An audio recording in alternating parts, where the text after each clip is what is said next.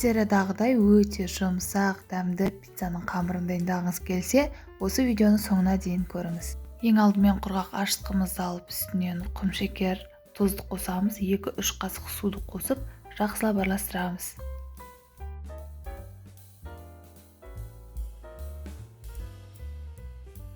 Бір қасық ұнды салып, араластырып, бір шетке қойып қоямыз.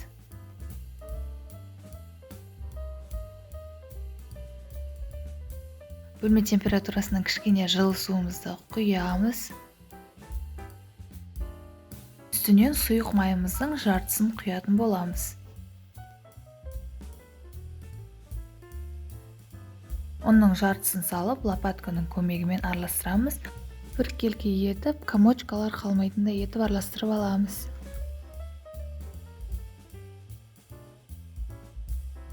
Үстінен жаңағы дайындап қойған ашытқыдан жасалған апарамызды салып, бір келкі болғанша араластырып аламыз. Кішкене ұн алып қалып, қалған ұнымызды салып, жақсылап араластырып аламыз. Достар, видеоны көріп отырып, лайк басып, пікір қалдыруды ұмытып кетпеңіз. Тіркелмеген болсаңыз, міндетті түрде тіркеліп алыңыз. Менің арнамда сіз үшін пайдалы рецепттер өте көп.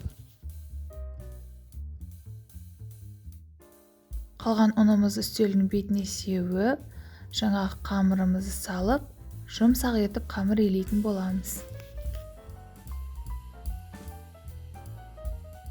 Қамырымыз дайын болды. Енді жаңа қалған сұйық майымызды құйып, осылай ауната отырып, бір илеп алатын боламыз қамырды.